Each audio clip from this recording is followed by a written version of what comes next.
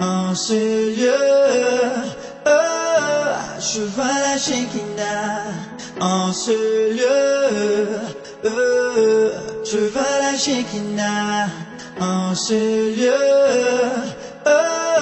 je vois la shékinah. En ce lieu, je vois la shékinah. Shékinah, shékinah, shékinah, shékinah. Je la vois en ce lieu, je la vois. La shékinah, elle entre en ce lieu comme la nuée. En ce lieu, elle te touche, elle te change, elle te transforme. Reçois-la, oh oui, je la veux. Je la veux, oh oui, je la veux. Je la veux, oui, je la veux. Je la veux, oh oui, je la veux. Je la veux, je la veux. Je la veux, oh oui, je la veux. Je la veux, oh oui, je la veux. Je la veux, oh oui, je la veux. Je la veux. La shékinah, la shékinah, la shékinah. La shékinah, la shékinah, la shékinah, la shékinah, la shékinah, la shékinah, la shékinah, la shékinah, la shékinah, la shékinah, la shékinah, la shékinah, la shékinah. Je ne veux plus prêcher sans elle. Je ne veux plus chanter sans elle.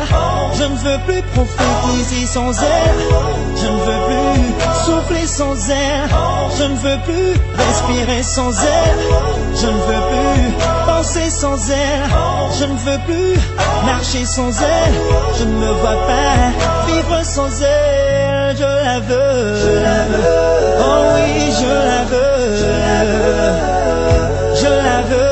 Je la veux. Oh oui, je la veux. Je la veux. Oh oui, je la veux. Je la veux. Oh oui, je la veux. Je la veux. Je la veux. Oh oui, je la veux. Je la veux.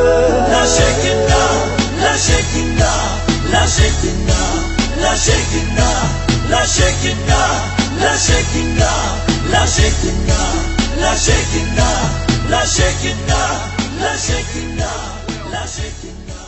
This morning, instead of preaching, I really felt strong in my heart this morning. Daniel chapter 10, verse 12. This morning, instead of preaching, I really felt strong in my heart this morning. Daniel chapter 10, verse 12. This morning, instead of D'entrée, souvenez-vous, Shékinah ne figure nulle part dans l'Ancien Testament hébraïque. Ça ne figure pas. Ça ne figure pas par conséquent dans l'Ancien Testament traduit en anglais ni en français. Donc, maintenant, si vous cherchez Shékinah, vous allez trouver cela dans un document apocryphe qui cite Jésus de Nazareth. C'est référent au Saint-Esprit comme ma mère. Dans ce document apocryphe, vous allez voir c'est les manichéens qui appellent la mère du Christ, la Vierge de la Lumière. Autre nom pour Shékinah, c'est Diane. Vous pouvez trouver ça dans l'Acte des Apôtres. Cette femme que vous avez, la grande Diane des Éphèses ou des Éphésiens. Vous vous souvenez de l'Acte des Apôtres lorsque l'apôtre Paul a eu les indications avec ce peuplade, alors que cet esprit l'avait révélé l'esprit pour se tenir contre la puissance de la parole de Dieu. Cette femme-là, cette Shékinah est encore appelée la reine des océans, la consolatrice, la lumière d'Enoch, celle qui produit la joie, la femme de Dieu. Et c'est cette appellation que nous allons traiter particulièrement, la femme de Dieu. En Égypte, on l'appelle Isis. On va y revenir là-dessus par rapport lorsqu'on va parler de Helena Blavatsky.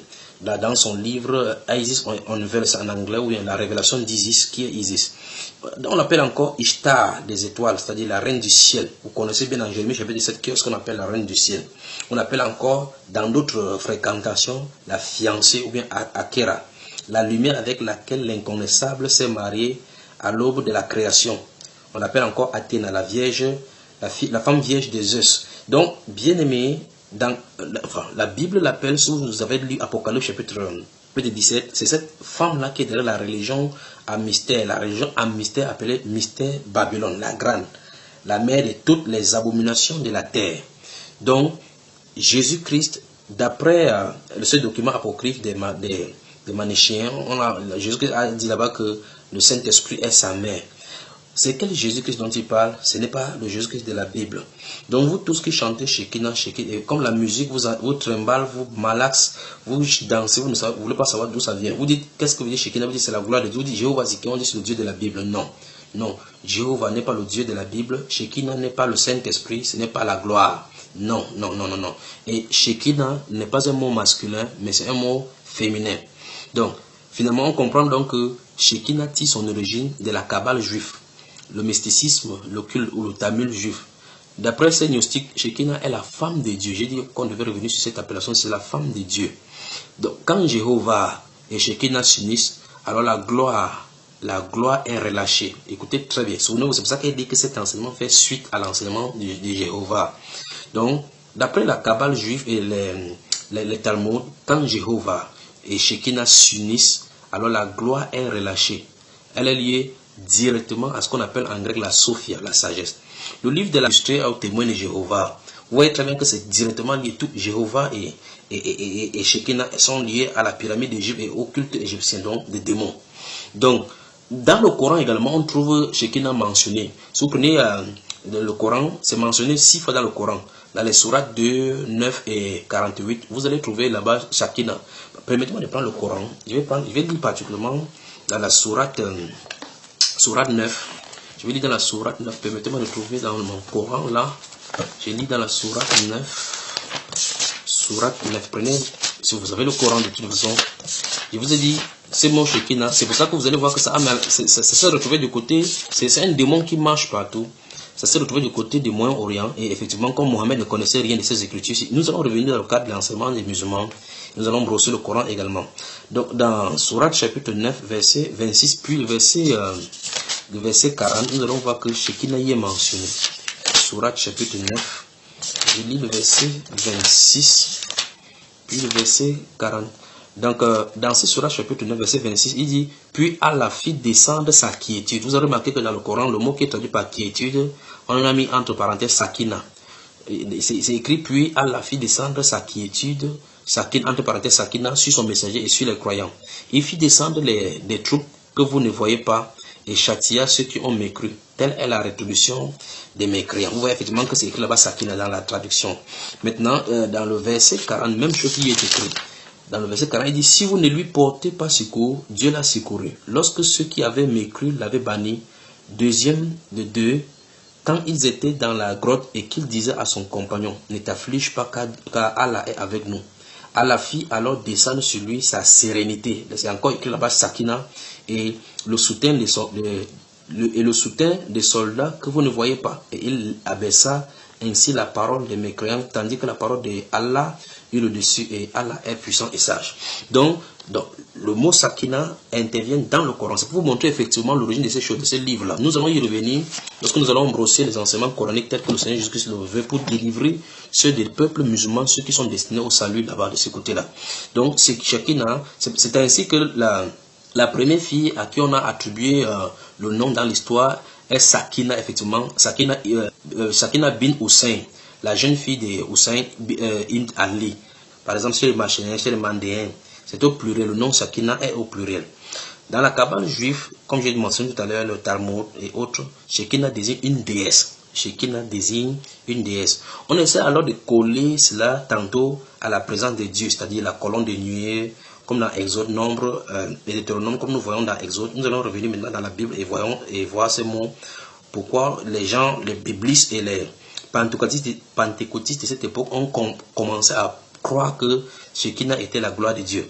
Donc, finalement, ils ont considéré que la Shékinah était Marie. Et finalement, on a donc conclu que c'était le Saint-Esprit.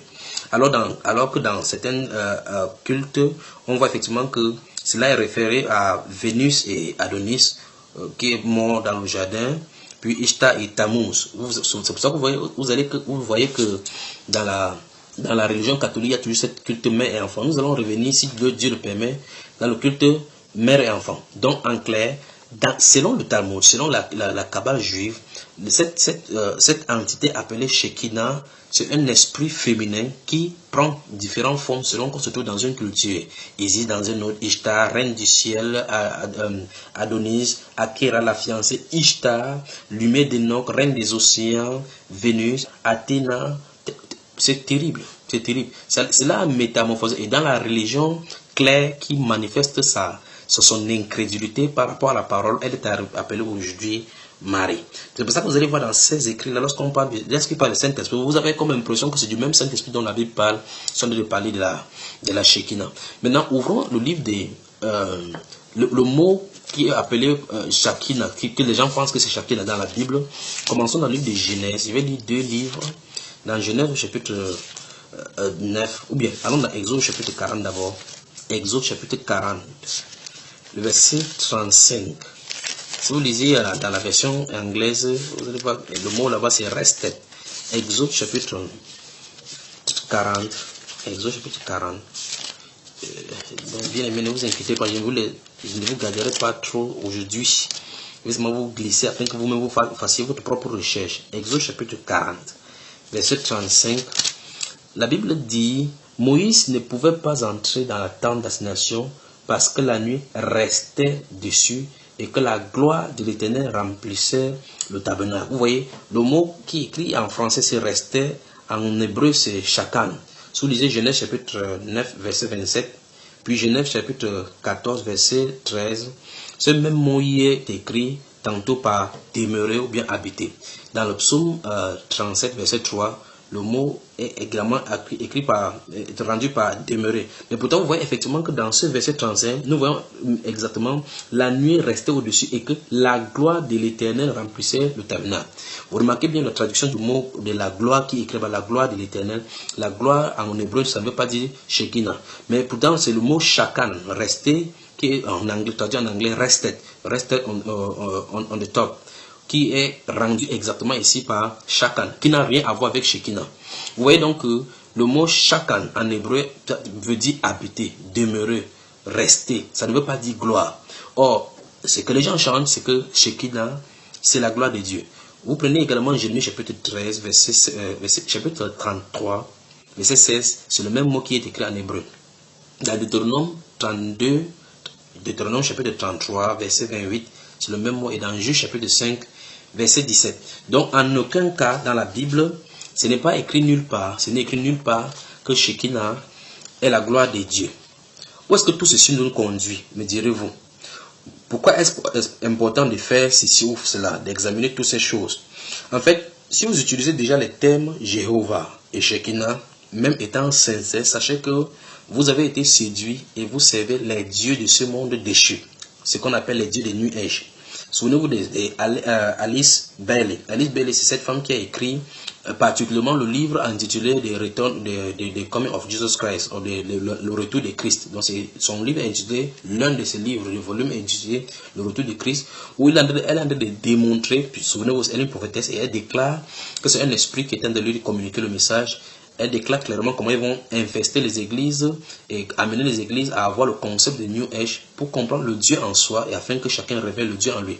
Pas étonnant que les dieux, les prédicateurs de New Age qui sont sortis des États-Unis ont embrassé cela. Et maintenant, voilà la religion de l'Ouest et la religion orientale qui commence à s'unir. Chrétiens, faites attention. His name is high above the heavens. His name is exalted far above the earth. Give glory and honor and praise unto his name. No other name but the name of Jesus.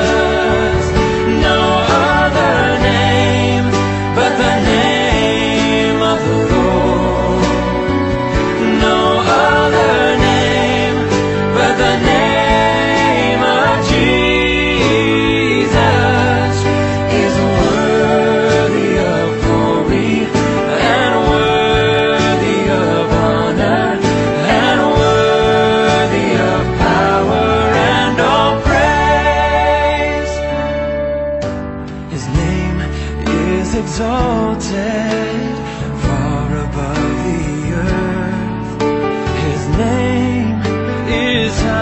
above.